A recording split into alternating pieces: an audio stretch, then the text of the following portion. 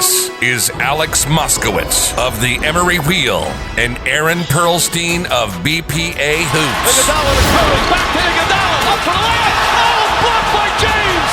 LeBron James with the rejection. You're listening to the Sixth Man podcast on Anchor.fm.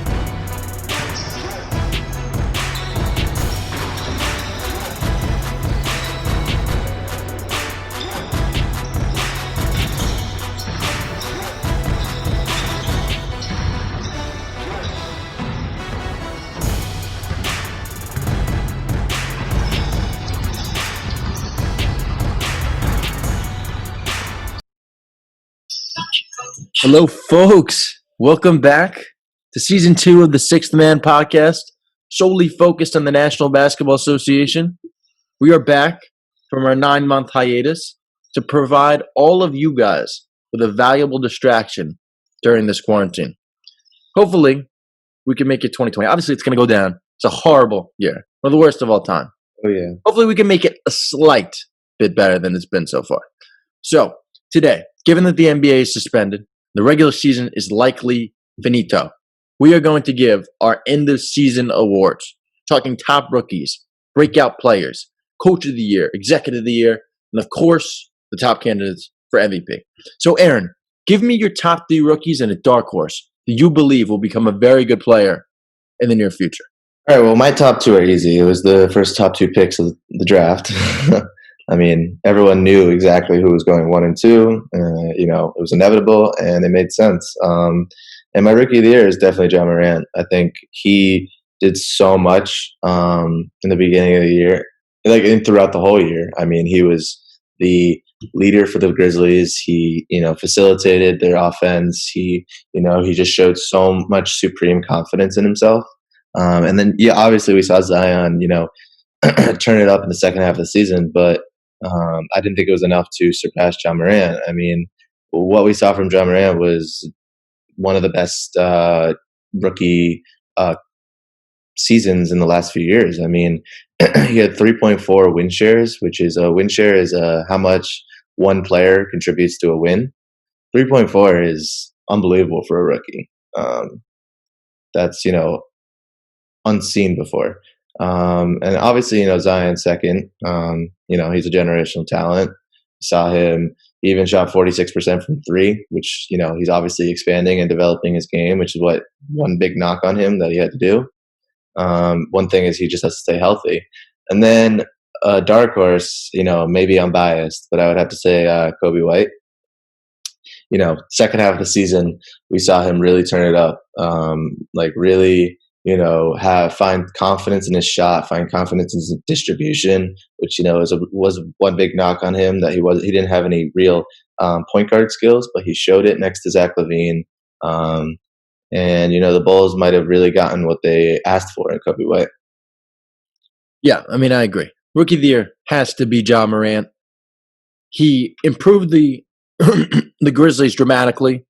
Currently has them in the 8th spot in the Western Conference. It looks like a lock that they're going to make the playoffs. Yep. So, and I mean, they really had no expectations coming into the season. It's amazing that he did that. He's averaging 17.6 points per game, shooting a good percentage from 3. Big knock on him coming out of college was that he couldn't shoot the 3 well. I think he shot around 34% at Murray State. But he showed an ability to finish inside and finish outside, finish on all 3 levels.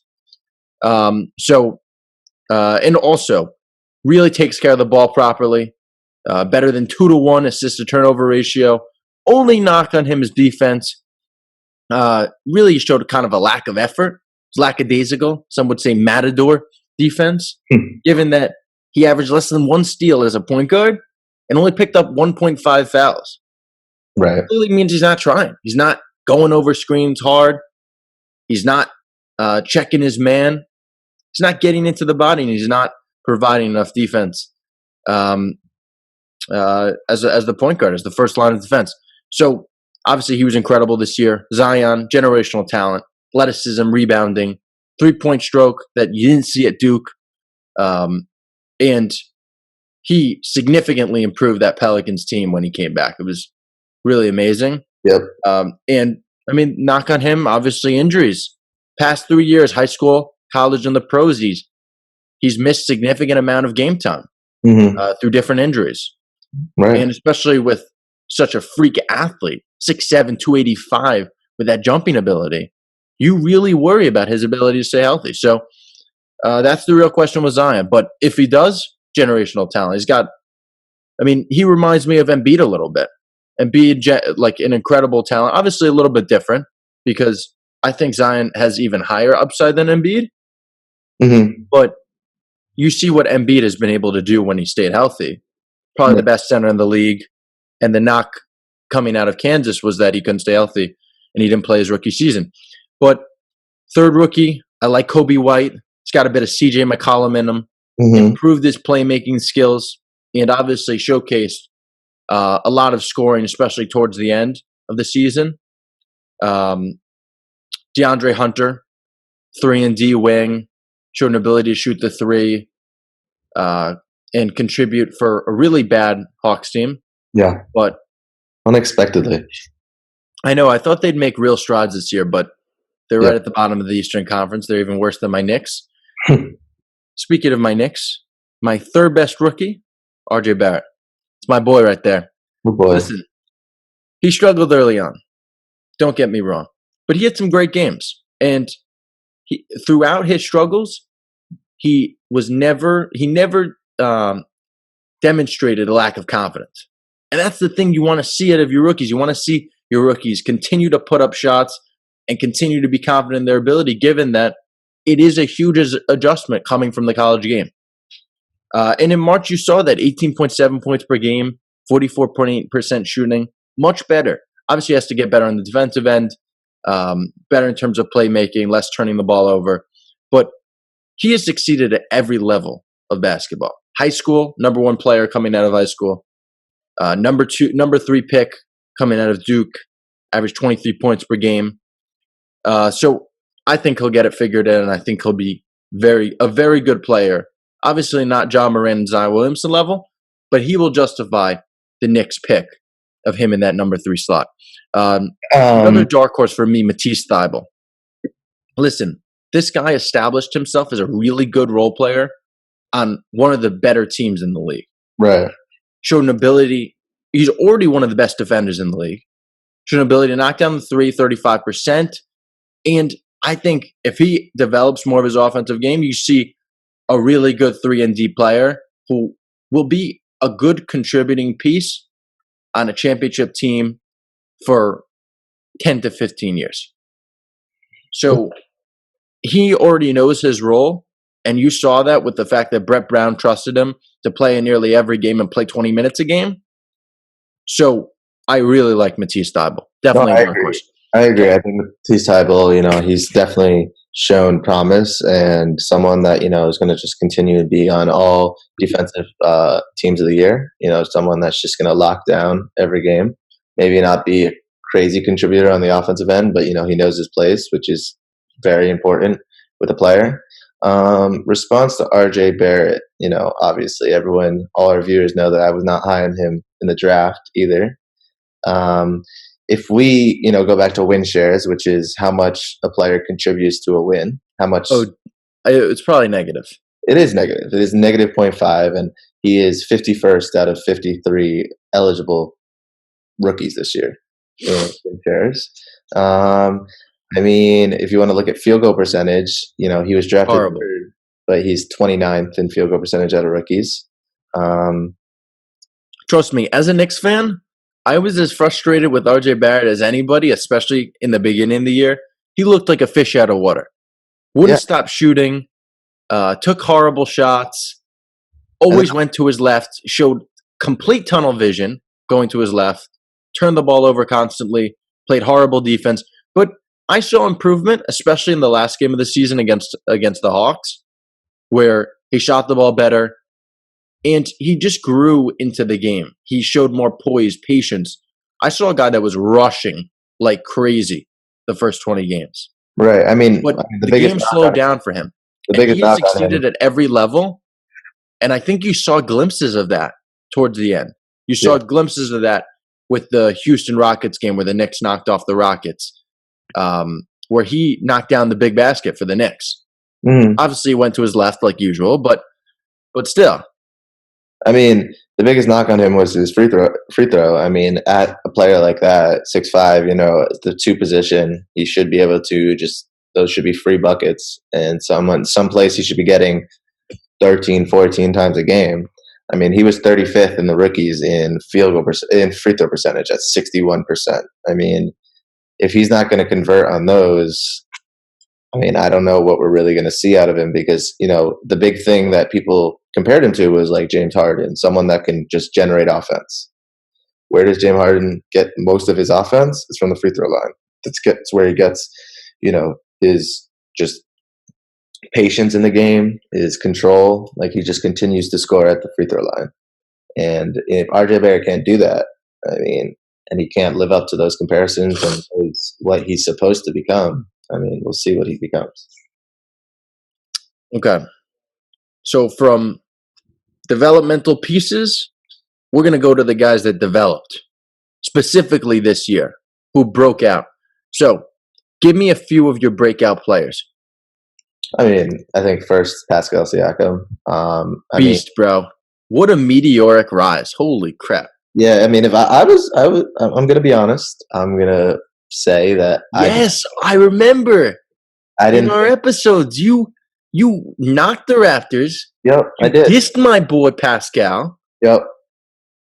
Well, listen, I did. He proved you wrong. You proved the haters wrong.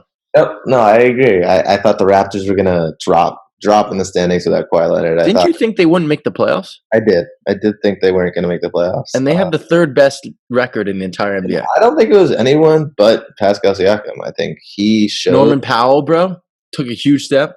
Yeah, I mean, I just think Pascal Siakam showed just that he could be a franchise player. I mean, obviously he had the size, he has the shooting. That's exactly the prototype of the 4 in this NBA. Someone that could stretch the floor. But he does it with such efficiency. He really has the defense guessing when he's at the 3-point line. And not only that, I mean, he could finish on both sides, and he's a great defender. I see a really, really bright future for him.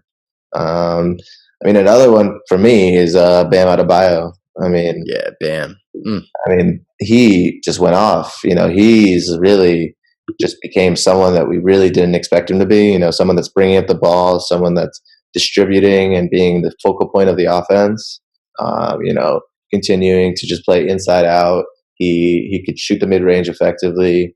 He was, bullying other centers down low. He was an unbelievable rim protector. I mean, I did not see this coming from Bam Adebayo, and he's 100% going to become an all-star. Well, I think he was an all-star this past year, right? Oh, right. Yeah. But I'm saying a recurring all-star. Yeah. Bam Adebayo. I call him a Swiss Army knife. Dude can do everything. Double-double. Over 5 assists per game with a 1 block and 1 steal. Does it on both ends. And he went from playing 23 minutes a game, so he was a rotational piece, to being the center, the focal point of that offense. Yep. Meteoric rise for Bam Adebayo. One guy I'd like to shout out, because I feel like the guys who play well on bad teams don't get enough love. Mm-hmm. Dude, Bradley Beal, he's a bad man. He's a flat-out baller. Listen, 36 minutes per game, averaging over 30 points per game, second in the NBA in scoring, shown an ability to facilitate for his teammates with 6.1 assists, also does it on the defensive end with over 1 steal per game, and he has completely emerged from John Wall's shadow since John Wall's been injured, and he has firmly become the face of that franchise. A shitty franchise nonetheless. Right. But, I mean, going into the season, we thought the Wizards were going to be historically bad. Right. And the fact that they even have 24 wins is because of Bradley Beal entirely. Yeah, I'd agree. I think I can definitely see how you could say he's improved. I mean, he's done that year in and year out. I'm just waiting for him to get out of, the jail in Washington, for him to actually thrive. another big most improved player, someone that someone could actually get the award, someone that we're really not talking about, is Brandon Ingram. You're right. You're completely right. This dude just turned it up in New Orleans. He looked like a fish out of water. I mean, in Los Angeles. He increased his points per game by 6. He shot the ball better than he's ever shot before, like routinely better. I mean, his effective field goal percentage was up near 53%. His 3-point percentage was at 38%. That's totally fine for a small forward. Played defense, and he's like the leader for the New Orleans Pelicans now. And he's someone that can grow with Zion, someone that could teach Zion, and someone that I think can 100% win the Most Improved Player award. Someone that, he just showed everything that he was capable of and why people were happy that the Lakers took him at number 2 in 2016. I completely agree. Brandon Ingram, obviously making his first All-Star team this year, can score on all 3 levels, has the length to be a good wing defender. A little scrawny, but he has shown that hasn't been that big of a deal for him, especially with less post-ups being used than ever. So he's really a very good modern-day 3. And people were comparing him to Kevin Durant coming out of college. I never thought that. Given that I'm a huge Duke fan, I didn't see those comparisons. Mm-hmm. But he has become probably the closest thing to Kevin Durant because he's so long, 6'9", obviously very skinny, great speed, athleticism, can score on all 3 levels. And he's shown an ability to get to the free throw line and finish at the rim this year, which he didn't show in LA. So Brandon Ingram has been fantastic this year. Another guy I have to shout out, Jason Tatum. All right. Jason Tatum has improved his game dramatically, become a really, really good 3-point shooter. Obviously improved his points per game by 8 points, and really picked up the slack for Kyrie Irving leaving. Right. He's a great defender, over 1 steal and 1 block per game. That was one part of his game that I didn't know about, especially coming out of Duke. And he didn't really improve that in his second year. Didn't take that big step in the second year. He kind of had that sophomore slump. Right. But he really emerged this year.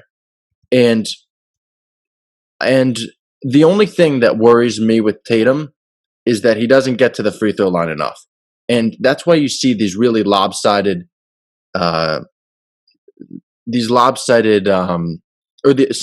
bad field goal percentages for games. You'll see a 9 for 27. Then you'll see a 12 for 20, and you'll be like, wow. And he shoots 8 for 12 from 3.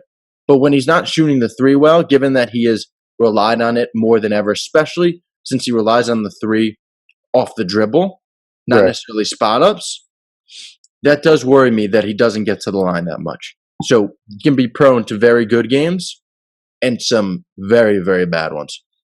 No, I agree. But But after our breakout players, we have to get to the cream of the crop. Come on. Let's get to the cream of the crop already. So, who are your top 5 for the MVP? I mean, to me, it's really not like that open of a race that everyone thinks it is. It's clear for me, what we saw from Giannis was, I say a top 50 individual season we've ever seen in the history of basketball. His effective field goal percentage is at 58%. He averaged 29 points. Is that the most in the league? One of them. The best? One of them. 100%. I guess Mitchell Robinson's probably higher. Yeah, he's Mitchell Robinson's 72%. Yeah. But for Giannis's the amount and his usage rate, I would say that's unbelievable for 58%. He even increased his points per game from last year, his MVP season. He increased his rebounds per game, his assists per game, his steals. He's someone that just continued to improve and he got MVP last year. The Bucks are now sitting at the top of the East easily. One of the best, probably the best team in the league right now. I don't see how you could put anyone else above him. If he got it last year, he made his team better. He made himself better. Like, what else is there? I completely agree. Listen, they're the best team in the league. They have the best record. And they looked unbeatable before he went down and got injured before the coronavirus break. Right. And in the game where everybody else was playing against the Phoenix Suns, everybody else in their rotation, all their other big players, they lost to the Phoenix Suns. Right. Typically, they are the best defensive team in the NBA with him. Mm-hmm.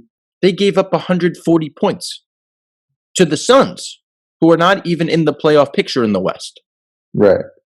You see the disparity between when Giannis is on the floor and when Giannis is off the floor. So, like, throw all the individual accolades out of there, because Harden has incredible individual stats. But the difference that Giannis makes when he's on and off the court, you saw that in those last two games that he didn't play because of injury. And the Bucks, you're not even sure if they're making the playoffs without him. Right. Let alone being the front runner for the NBA championship. Right. So Giannis, hands down, has to be given the MVP award this year. I mean, Number two for me is LeBron, though. Yeah. LeBron has had an incredible season. He's become a better, I mean, he was always a great passer, but he's leading the league in assists as a small forward, averaging more than 25 points per game, and doing all that for the team with the second best record in the NBA, behind the Bucks. Right. So, especially since people started to doubt LeBron last year when he got injured, he didn't play as well, missed the playoffs for the first time in his career. And there were serious question marks about whether LeBron was even a top 5 player in the NBA anymore. And I think he showed the haters. He showed the haters up. Yeah, no, I think definitely. He had an incredible season. Yeah, no, he did. I mean, I think the more exciting season for me was his teammate, Anthony Davis. You know, what I saw next to him was unbelievable. I mean, I would definitely think about putting him above LeBron in the MVP race. No way. That's just me. LeBron does more on the court. LeBron gets Anthony Davis the ball in those positions. I don't know. I mean, Anthony when Davis LeBron was out, when he was taking rest games, Anthony Davis went off.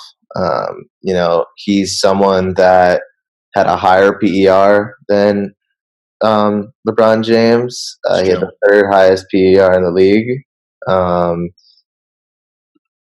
I mean, he had an unbelievable defensive year. His block percentage, like the amount of amount of blocks that he associated with himself for the Lakers, was 6.2%, which is the highest in the league. I mean, he's someone that I saw just with actual teammates that he didn't have in New Orleans. He was able to thrive and able to get to his spots easily, facilitate the ball, and just shoot on every part of the court. I mean, he was great from three. He was great from the inside. He was someone that, you know, like Anthony Davis, he just continues to progress every single year. I agree. Anthony Davis has to be in the top 5. For me, he's ranked 5 because I think LeBron does more for the Lakers, given that he brings up the ball and he leads the league in assists and averages close to the same amount of points per game. So in my opinion, LeBron has to be above him. Harden, for me, has to be above Davis too, and Luka Doncic. I mean, Luka is averaging nearly triple-double. Yeah, no, he is. I mean, where would they be without him? Where would they be without him? And Harden has to be just averaging 34.4 points per game and being ahead of Anthony Davis in PER. He has to be ahead of Anthony Davis. He has to be at number 3. So those are my top 5. Next, we're going to get to the front office, the guys behind the scenes. Let's hear your executive of the year. It has to be Sam Presti in Oklahoma City. I mean, the ESPN gave them 0.001% chance of being in the playoffs, and now they're sitting at number 5, I believe, with, you know, very high chance. I think they're 3 games out of the 2 seed, to be honest with you. Chris Paul has made a huge impact on Shai Gilgeous' progress, which I said was going to happen. I mean, Shai Gilgeous, he seems like he's just someone that could be a franchise player. And, on top of that, Steven Adams still has some fuel. Danilo Gallinari, and they just have players that, are looking to get back to where they were in their careers, and they're showing. I mean, what he did with the Paul George trade, I mean, yeah, he lost Paul George, but we talked about it. That's 6 first-round picks with SGA. I mean, that's unbelievable, and that, I think, 100% warrants Executive of the Year for him. Yeah, Sam Presti did an incredible job. I personally think the head coach of the year should go to Billy Donovan because obviously he got Chris Paul to buy in. Chris Paul wanted a buyout immediately after getting traded to the Thunder, but Billy Donovan convinced him that this was a project worth investing in and convinced him to stay.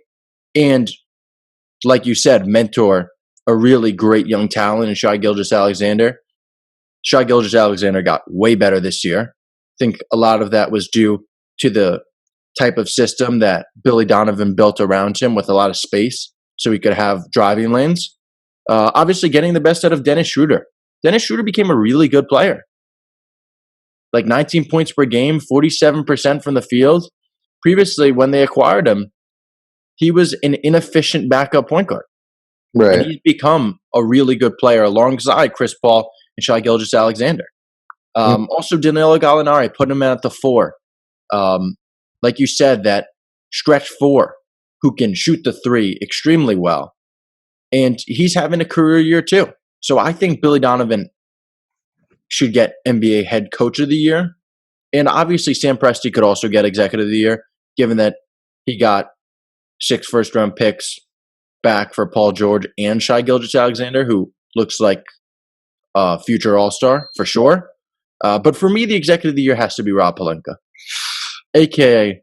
LeBron James and Rich Paul. Exactly. How much did he actually do? But he did surround LeBron with the pieces necessary to, in my opinion, be the favorite to win the championship. Given that they really started to round into place before the break. Obviously, we'll see what happens after the break. This is unprecedented circumstances, and they really started to come together and gel. They beat the Clippers on the road, beat the Bucks at home, and those are the two teams that are considered the biggest threats to the Lakers. And they beat both of them right before the COVID-19 break.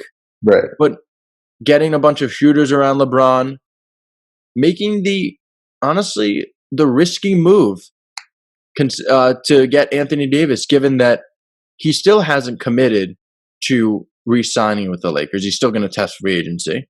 Yeah, no, that's true. And giving up that much,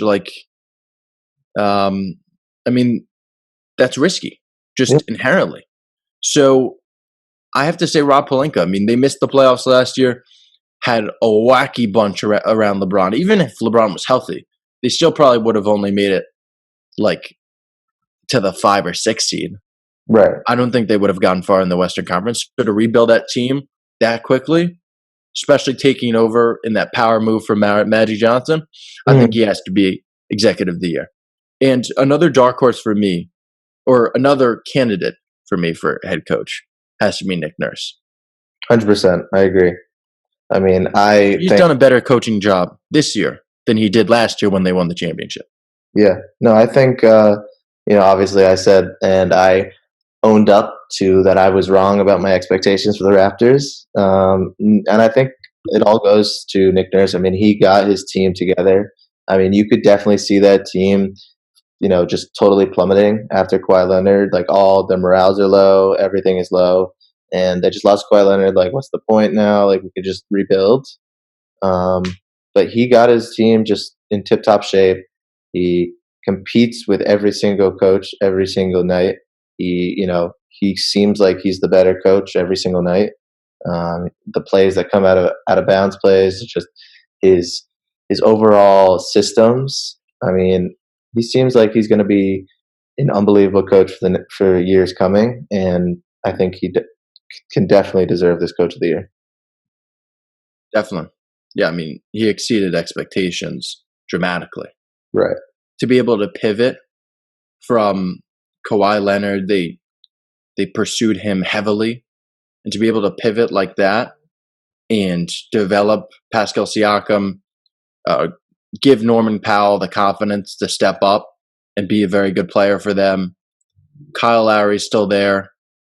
Obviously, they have the other guys, but they're a phenomenal defensive team. They share the ball. They play well together. Pascal Siakam is the star, but he's not a top 10 superstar, top 10 player in the league yet, I don't think. Mm-hmm. And to be able to have the third best record in the league despite that is incredible. I would also put another dark horse, Eric Spoelstra. I agree. Eric Spoelstra's done wonders with that team. Right. I mean, we all were like, why would Jimmy go there? Like, what's he see there?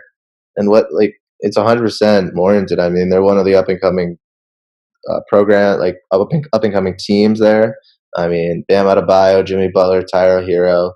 I think that's an unbelievable core to build around, an unbelievable system. And Eric Spoelstra had them competing this year, 100%. Yeah, and also finding effective roles for guys who were they were unheralded at all. They were both undrafted players coming out of college, Duncan Robinson and Kendrick Nunn, and making them effective NBA players. Kendrick Nunn was one of the best rookies in the entire NBA. Obviously, finding him, that goes to Pat Riley, but developing him, the credit has to be given to Eric Spoelstra. Well, side point, I just want to point out, just based on the insider information, Kendrick Nunn was high on a lot of boards, but he ended up with some trouble with the law, and that's what dropped him. Just saying. Sorry, keep going. Yeah, but he was floundering in the D League. Yes, he was. And he was a 24-year-old rookie. Nobody expected anything out of him. Duncan Robinson, obviously he was a shot maker at Michigan, but he was coming out of he transferred to Michigan from Williams College, D3, and he was not expected to make the NBA, let alone thrive and be one of the best three-point shooters. So tons of credit has to be given to Eric Spoelstra. So, guys, that is our NBA season recap. We will be back very soon with our Last Dance reaction. So thank you guys for listening. We will see you soon. All right.